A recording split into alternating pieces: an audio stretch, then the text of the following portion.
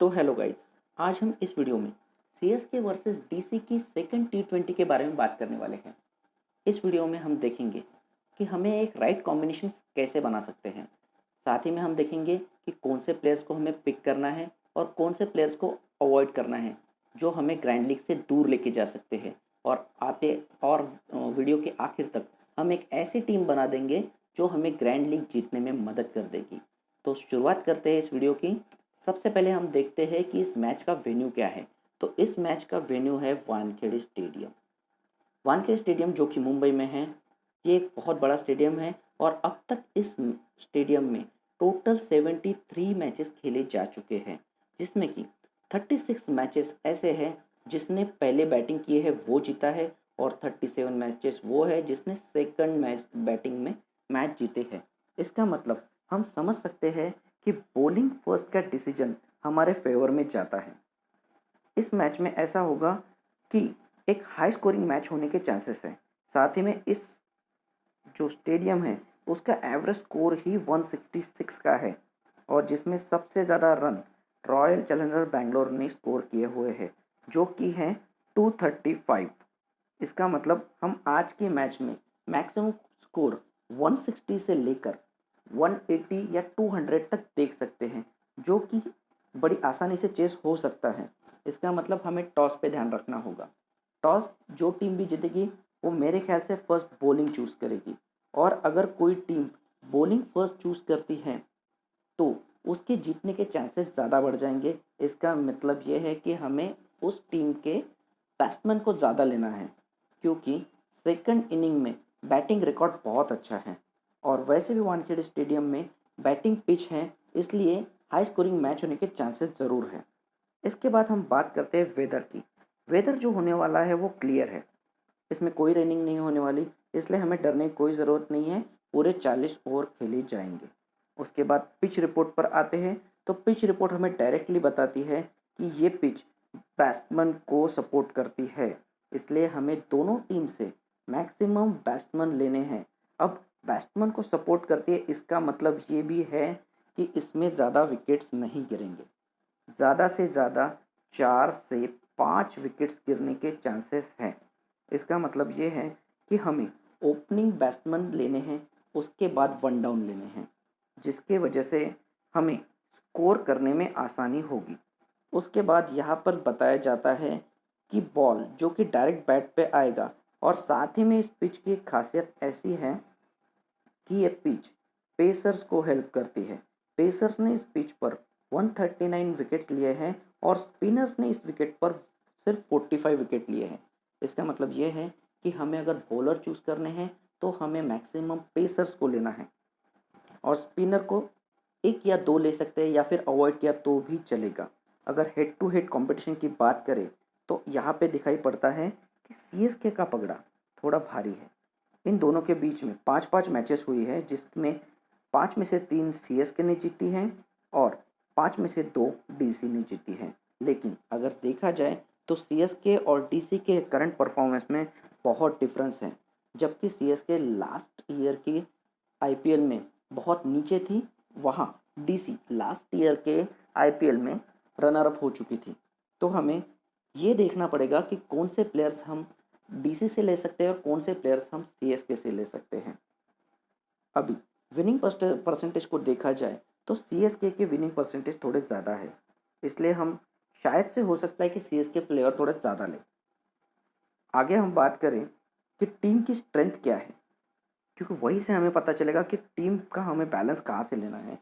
तो अगर हम सीएसके की टीम देखें तो सीएसके की टीम बहुत बैलेंस है, जिसमें आपको ऑलराउंडर भी मिलेंगे, आपको बैट्समैन भी मिलेंगे और आपको बॉलर भी मिलेंगे।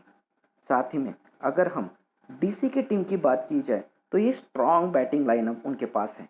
स्ट्रॉन्ग बैटिंग लाइनअप के पृथ्वी शॉ, शिखर धवन और बहुत सारे प्लेयर्स उनके पास ऐसे हैं और खुद ऋषभ पंत जो कि इस टीम के कैप्टन हैं वो भी एक धुआंधार प्लेयर हैं।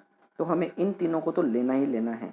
तो आगे हम बात करते हैं सीएसके की टीम के स्टैट्स के बारे में। अभी मैं यहाँ आपका ज़्यादा वक्त न लेते हुए सिर्फ लास्ट के 2 मैचेस के बारे में डिस्कस करूँगा। जैसे कि यहाँ पे ऋतुराज गायकवाड़ है, उसके लास्ट के 2 मैचेस में हमें दिखता है कि ये बहुत अच्छा बैटिंग कर रहा है। ये एक ओपनर है जिसने लास्ट के 2 मैचेस में 65 और 72 रन का स्कोर किया हुआ है। साथ ही में फैफ डुप्लेसी को हम देखेंगे तो इसके लास्ट 2 मैचेस में उसने 1 और 25 का स्कोर किया हुआ है, लेकिन आईपीएल में फैफ डुप्लेसी का रिकॉर्ड बहुत अच्छा है और धोनी कभी भी फैफ डुप्लेसी को ड्रॉप नहीं करते हैं। मैक्सिमम देखा गया है कि फैफ डुप्लेसी को धोनी लेते ही लेते हैं। और अब जबकि यहाँ इस टीम में शेन वॉटसन नहीं होने की वजह से फैफ डुप्लेसी पर बहुत रिस्पॉन्सिबिलिटी आने वाली है। तो फैफ डुप्लेसी शायद से इस टीम को अच्छे से लीड करेंगे। साथ ही में तीसरे नंबर पर सुरेश रैना बैक कर चुके हैं, ये वापस आ चुके हैं। लास्ट ईयर के आईपीएल में सुरेश रैना मिसिंग थे और ये एक बहुत बड़ा फैक्टर था कि सीएसके आईपीएल में क्वालिफाई नहीं कर पाई, क्योंकि आज तक ऐसा कभी नहीं हुआ है कि आईपीएल में सीएसके की टीम उतरी हो और वो फाइनल्स में ना पहुंची हो। इसका एक बहुत बड़ा फैक्टर होता है सुरेश रैना, जो कि इस टीम में वापस आ चुके हैं। साथ ही में इस टीम में अंबती रायडू है, जिसके लास्ट के 2 मैचेस का रिकॉर्ड उतना खास तो नहीं है, लेकिन ये प्लेयर एक ऐसा प्लेयर है जो अगर वो खेलने पे आ जाए तो बहुत अच्छे रन स्कोर कर सकता है। इसलिए ये टीम में प्लेयर बहुत इंपॉर्टेंट है। तो अंबती रायडू के बारे में भी हम सोचेंगे। साथ ही में एम एस धोनी जो कि इस टीम की जान है, लेकिन दिक्कत यह है कि एम एस धोनी बैटिंग के लिए बहुत नीचे आते हैं और वानखेड़े स्टेडियम का रिकॉर्ड बैट्समैन के फेवर में जाता है। तो मुझे लगता नहीं है कि एम एस धोनी को बैटिंग करने का चांस मिलेगा। ये तभी हो सकता है जब डीसी की बॉलिंग लाइनअप बहुत स्ट्रांग हो, जो कि अभी अवेलेबल नहीं है क्योंकि रबाडा मिसिंग है। तो चांसेस बहुत कम है कि इस टीम में कोई विकेट ज़्यादा जाए, इसलिए धोनी के आने के चांसेस भी कम हैं। इसलिए धोनी को लेना एक रिस्की सवाल है। उसके बाद ड्वेन ब्रावो एक ऑलराउंडर प्लेयर है जो विकेट और बैटिंग दोनों कर सकते हैं, लेकिन इनमें भी दिक्कत ऐसी है कि ये बहुत नीचे आते हैं।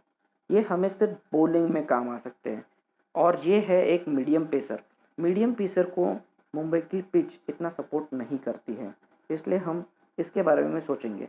साथ ही में फिर आते हैं रविंद्र जडेजा ये एक बहुत इंपॉर्टेंट प्लेयर है। ये प्लेयर ऑलराउंडर प्लेयर है जो बॉलिंग, फील्डिंग और बैटिंग इन तीनों से हमारी मदद कर सकता है, क्योंकि हर डिपार्टमेंट में हमें स्कोर करके लेके जा सकता है। इसलिए ये प्लेयर लेना मस्ट प्लेयर है हमारे लिए। उसके बाद है मोइन अली, जिनका भी रिसेंट में परफॉर्मेंस उतना खास तो नहीं रहा है, जो कि वो इंग्लैंड की T20 सीरीज़ में उतने खास परफॉर्मेंस उन्होंने दिया नहीं है, लेकिन लास्ट के मैच में उन्होंने एक बहुत अच्छा स्कोर किया हुआ था। इसलिए ये प्लेयर भी धोनी ले सकते हैं। उसके बाद सैम करन ये प्लेयर एक बहुत कमाल का प्लेयर है। इसने लास्ट मैच में बहुत कमाल का रिकॉर्ड दिखाया हुआ है। ये विकेट और बैटिंग दोनों से हमारे काम आ सकता है, इसलिए ये एक ऑलराउंडर प्लेयर है, हम इसे ले सकते हैं। साथ ही में शार्दुल ठाकुर और दीपक चहर ये दो ही एक पेस अटैक अभी फ़िलहाल की कंडीशन में सीएसके के पास अवेलेबल है। इसमें से शार्दुल ठाकुर, जिनका रिसेंट परफॉर्मेंस बहुत बढ़िया था, तो ये टीम में इनकी जगह बनती है। साथ ही में दीपक चहर ये एक कंसिस्टेंट प्लेयर नहीं है, ये सिर्फ सीएसके के लिए खेल रहे हैं। अभी तक इंडियन टीम में इनका रिसेंट परफॉर्मेंस उतना कुछ खास है नहीं, इसलिए दीपक चहर को हमारे टीम में लेना है या नहीं लेना है, ये हमें देखना पड़ेगा कि हम इन्हें ले सकते हैं या नहीं ले सकते। लेकिन शार्दुल ठाकुर उन्हें हमें लेना ही होगा। अभी सीएसके के बेंच में बैठे हैं इमरान ताहिर एंड रॉबिन उथप्पा। अभी रॉबिन उथप्पा ऋतुराज गायकवाड़ को रिप्लेस कर सकते हैं और सीएसके के लिए ओपनिंग कर सकते हैं। लेकिन अगर हम रॉबिन उथप्पा के पुराने परफॉर्मेंस को देखें और अगर ऋतुराज गायकवाड़ के पुराने परफॉर्मेंस को देखें, तो मुझे ऋतुराज गायकवाड़ का पगड़ा भारी लगता है। इसलिए सीएसके की तरफ से ऋतुराज गायकवाड़ खेल सकते हैं। और बात रही जब तक इमरान ताहिर की, तो ये पिच वैसे भी स्पिनर को उतना सपोर्ट नहीं करती है, इसलिए इमरान ताहिर के खेलने के चांसेस भी थोड़े कम हैं। अब अगर बात करें दिल्ली कैपिटल्स की, तो दिल्ली कैपिटल्स के ओपनर है शिखर धवन, जो कि इस टीम की जान है। ये प्लेयर एक ऐसा प्लेयर है कि अगर ये ओपनिंग में आ जाए और उसका सीएसके के खिलाफ रिकॉर्ड भी बहुत बढ़िया है, तो ये एक की प्लेयर हो सकता है हमारी टीम के लिए। पृथ्वी शॉ ये इनका रिसेंट परफॉर्मेंस उतना कुछ खास नहीं है और इस टीम के जो अ, इस टीम में उनकी जगह बनती है कि नहीं बनती ये अभी पता नहीं। और वैसे भी इस टीम के जो कोच है रिकी पॉन्टिंग, उनसे भी इनकी बात हो चुकी है और उनने भी कंफर्म किया कि इनका कुछ रिसेंट परफॉर्मेंस उतना कुछ खास नहीं है, तो इन्हें टीम में लेना थोड़ा रिस्की है हमारे लिए। लेकिन हम स्टीव स्मिथ के बारे में सोच सकते हैं। ये बहुत कंसिस्टेंट प्लेयर हैं। ये प्लेयर वन डाउन उतरता है और ये अच्छा स्कोर कर सकता है। और ये बहुत दिनों से इंडिया में मैच नहीं खेली है, लेकिन ये प्लेयर बहुत कंसिस्टेंट है, तो इसे हम ले सकते हैं। उसके बाद ऋषभ पंत। अभी अगर ऋषभ पंत की बात करें तो हमें 2 विकेट के भी ऑप्शन मिल जाते हैं, एक एम एस धोनी और सेकंड है ऋषभ पंत। अगर हम एम एस धोनी को ड्रॉप कर देते हैं तो ऋषभ पंत ही एक ऐसा ऑप्शन हमारे पास बच जाता है जिसे हम ले सकते हैं और जिसके ऊपर फिलहाल में हम ट्रस्ट कर सकते हैं। फिर आते हैं इनके टीम के मार्कस ट्रॉयस। ये भी बहुत बढ़िया प्लेयर है और एक ऑलराउंड परफॉर्मेंस देने के लायक है, तो इसे भी हम अपने टीम में ले सकते हैं। उसके बाद शेमरॉन हेटमायर। इनके खेलने के चांसेस बनते हैं या नहीं बनते वो तो हमें बाद में पता चलेगा, लेकिन अगर ये बंदा खेलता है तो हमें इसे अपने टीम में लेना पड़ेगा। उसके बाद क्रिस वोक्स। ये बहुत कम मैच खेले हुए हैं, तो इनका परफॉर्मेंस हमें बाद में देखने को पड़ेगा कि ये क्या है, क्या हमें इन्हें लेना चाहिए या नहीं लेना चाहिए। साथ ही में रविचंद्रन अश्विन। रविचंद्रन अश्विन डीसी टीम के स्पिनर डिपार्टमेंट के हेड हैं। अगर हमें कोई स्पिनर लेना है, दोनों टीम में से अगर हमें कोई स्पिनर लेना है तो हमें लेना पड़ेगा रविचंद्रन अश्विन, क्योंकि ये एक बहुत दिमाग वाला प्लेयर है। ये प्लेयर ऐसा है कि विकेट लेना इसकी खासियत है और ये समझता है कि विकेट कैसे लिया जाए। अमित मिश्रा। अमित मिश्रा भी स्पिनिंग डिपार्टमेंट से आते हैं, लेकिन ये बंदा बहुत दिनों से कोई इंटरनेशनल मैच नहीं खेला है, तो इसके लेने के ऊपर थोड़े डाउट्स हैं। अब बच जाते हैं हमारे पास 2 पेसिंग ऑप्शन, जो कि उमेश यादव एंड ईशांत शर्मा। रबाडा के न होने की वजह से इन दोनों पर ओपनिंग बॉलिंग और डेथ ओवर में बॉलिंग करने के चांसेस इनके बढ़ जाते हैं, तो इन दोनों प्लेयर में से कोई भी एक प्लेयर हम लोग सेलेक्ट कर सकते हैं। साथ ही में इनकी बेंच पे बैठे हैं टॉम करन। ये अभी रिसेंट में इंग्लैंड की तरफ से खेले हुए हैं, लेकिन इनका परफॉर्मेंस उतना खास है नहीं, तो हो सकता है कि टीम इन्हें ना ले। अब अगर हम बात करें कि इम्पोर्टेंट प्लेयर बैटल किस किस के बीच में हो सकती है, तो अगर हम बात करें कि अगर रविंद्र जडेजा अगर बॉलिंग करने आते हैं और स्टीव स्मिथ सामने बैटिंग कर रहे होते हैं, तो हो सकता है कि स्टीव स्मिथ का पगड़ा थोड़ा भारी पड़े, क्योंकि लास्ट में 5 बार रविंद्र जडेजा ने भले ही स्टीव स्मिथ को आउट किया हुआ है, लेकिन फिलहाल की कंडीशन में रविंद्र जडेजा मैचेस नहीं खेल रहे हैं, तो हो सकता है स्टीव स्मिथ भारी पड़ जाए। उसके बाद शिखर धवन। इनका रिकॉर्ड सीएसके के खिलाफ बहुत स्ट्रांग है, तो ये बंदा तो चलेगा ही चलेगा। आप आँख बंद करके इस बंदे को ले सकते हैं। उसके बाद आएंगे स्टीव स्मिथ, जो कि जिसके बारे में हम बात कर चुके हैं, सॉरी ये रिपीट हो चुका है। शिखर धवन ये भी रिपीट हो चुका है। इसके बाद अगर हम बात करेंगे रविचंद्रन अश्विन की, तो अगर वो रॉबिन उत्तपा के सामने अगर रॉबिन उत्तपा खेलते हैं तो ये रविचंद्रन अश्विन पर भारी पड़ जाएगा ये बंदा, क्योंकि इसने लास्ट 91 बॉल में उसको 120 रन से ठोक चुके हैं। लेकिन साथ ही में हम ये भी देखते हैं कि 6 बार रविचंद्रन अश्विन भी इसको आउट कर चुके हैं और रिसेंट में ये दोनों ही प्लेयर T20 से बाहर हैं। तो हम ये एक बहुत कन्फ्यूजन हो जाएगा कि इन दोनों के बीच में क्या होगा। अंबती रायडू ये सिर्फ सीएसके के लिए खेलते हैं और बाकी किसी भी लीग में ये खेलते नहीं हैं, लेकिन ये प्लेयर बहुत कमाल का है। अगर ये चल जाए तो बहुत सारे रन स्कोर कर सकता है। उसके बाद अमित मिश्रा के खेलने के चांसेस थोड़े कम हैं, क्योंकि उनके पास बॉलिंग लाइनअप में अवेलेबल है। तो अमित मिश्रा अगर आते हैं तो सुरेश रैना को पहले भी आउट कर चुके, वो भी 4 बार। तो अगर अमित मिश्रा को खिलाया जाता है तो वो खिलाया जाएगा सिर्फ सुरेश रैना के लिए, क्योंकि सुरेश रैना तकरीबन 2 साल बाद आईपीएल खेल रहे हैं या फिर कोई भी मैच खेल रहे हैं, तो ये बंदे का परफॉर्मेंस भी अभी देखने वाला होगा कि ये खेलता कैसा है। उसके बाद अगर हम बात करते हैं कि अमित मिश्रा ने रॉबिन उत्तपा को कितनी बार आउट किया है, तो उसने 4 बार रॉबिन उत्तपा को भी आउट किया हुआ है। लेकिन रॉबिन उत्तपा अगर खेलने आते हैं तो वो आएंगे ओपनिंग में, और ओपनिंग में आई डोंट थिंक कि अमित मिश्रा को बॉलिंग कराएंगे, क्योंकि ये पिच पेसर को ज़्यादा सपोर्ट करती है। तो शायद ही अमित मिश्रा को स्टार्टिंग में बॉल कराएंगे, लेकिन फ़िलहाल में ऐसा है कि कुछ बता नहीं सकते। जैसे कि हमने कल के ही बैंगलोर के मैच में देखा कि वहाँ पे वॉशिंगटन सुंदर ओपनिंग के लिए आ गए थे, जो कि किसी ने भी एक्सपेक्ट नहीं किया था। अभी अगर बात करें कि सीएसके की लाइनअप में क्या क्या हो सकता है, तो सीएसके के लाइनअप में ओपनिंग में आ सकते हैं Ruturaj Gaikwad plus Faf du Plessis. One down में आ सकते हैं सुरेश रैना। मिडल ऑर्डर में अंबती रायडू एंड एमएस धोनी उनके पास अवेलेबल हैं।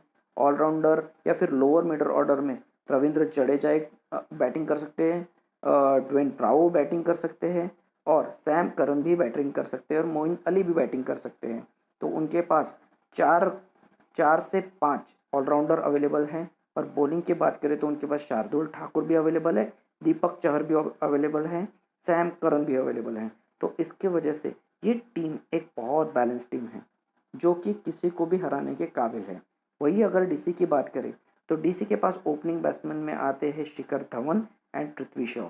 वन डाउन में आएंगे स्टीव स्मिथ। मिडल ऑर्डर में उनके पास अजिंक्य रहाणे अवेलेबल है, खुद ऋषभ पंत अवेलेबल है। उनके पास लोअर मिडल ऑर्डर में मार्कस टॉयनिस जैसा ऑलराउंडर अवेलेबल है। रवि अश्विन ये भी एक अच्छी बैटिंग कर सकते हैं। बॉलिंग में उनके पास ज़्यादा कुछ ऑप्शंस अवेलेबल नहीं है, फिर भी ईशांत शर्मा एंड उमेश यादव ये उनके पेसर्स होंगे और स्पिनर में अमित मिश्रा एंड रवि अश्विन। अभी अगर इस टीम में हमें लेने की या कोई प्लेयर ऐसा है जिसके बारे में हमें इम्पोर्टेंटली जानकारी रखनी होगी, तो वो प्लेयर ये है कि हमें फैफ डुप्लेसी एक इम्पॉर्टेंट प्लेयर है, शिखर धवन बहुत इंपॉर्टेंट प्लेयर है, मार्कस ट्रॉयरिस ये भी इम्पॉर्टेंट है और रविंद्र जडेजा ये 2 ऑलराउंडर प्लेयर हैं। उसके बाद शार्दुल ठाकुर बॉलिंग में, ट्वेन ब्रावो ऑलराउंडर प्लेयर में और ऋषभ पंत विकेट कीपिंग में। ये एक ऐसे प्लेयर हैं जो आपकी मैच जिताने में आपको बहुत मदद करेंगे।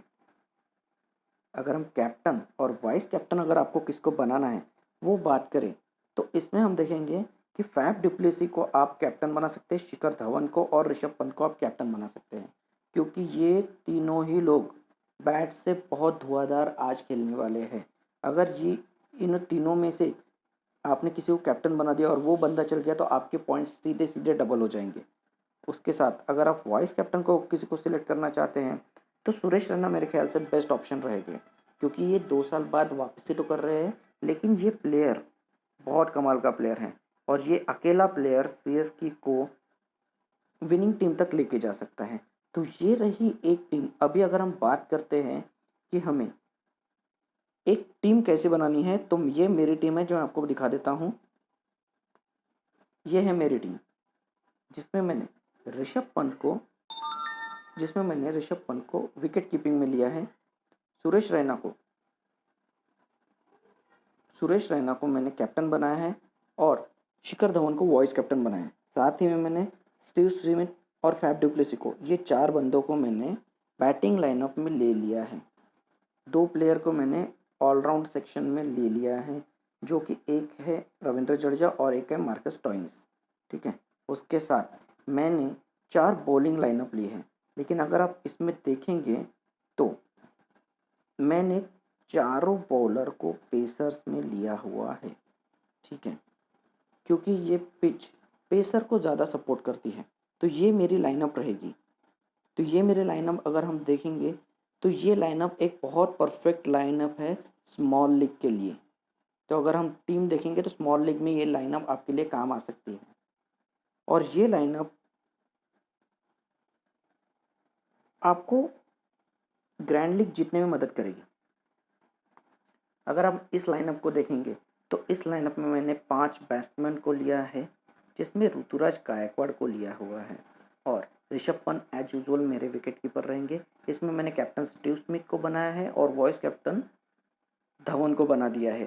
साथ ही में मैंने इसमें 3 बॉलर को रखा है। एक मार्कस टॉयनस भी मेरे लिए बॉलिंग कर सकते हैं और Ravindra Jadeja as a spinner bowling कर सकते हैं। तो ग्रैंड लीग के लिए टीम बहुत परफेक्ट रहेगी। तो अगर आप इस टीम को मैं चाहता हूँ कि आप इस टीम का स्क्रीनशॉट ले लें। अगर ग्रैंड लीग आप खेल सकते हैं, इस टीम का स्क्रीनशॉट आप ले लें और स्मॉल लीग के लिए इस टीम का स्क्रीनशॉट आप ले लें और बाकी आप मुझे टेलीग्राम चैनल पर फॉलो कर दें। वहाँ मैं आपको प्रेडिक्शन आने के बाद आपको मैंने परफेक्ट टीम आपको फॉलो कर दूंगा। तो ये थी आज की वीडियो। मेक श्योर कि आप मुझे इस चैनल पर सब्सक्राइब ज़रूर करें। ये मेरा टेलीग्राम चैनल है। साथ ही में नीचे दिए गए सब्सक्राइब चैनल को आप प्रेस कर दीजिए। यहाँ पे मैं आपको डेली में मैच के रिव्यू देता रहूँगा। तो ऑल द वेरी बेस्ट। आप खड़े हैं विनिंग मंत्रा में और यही है आज का winning mantra. All the best. Thank you. Bye.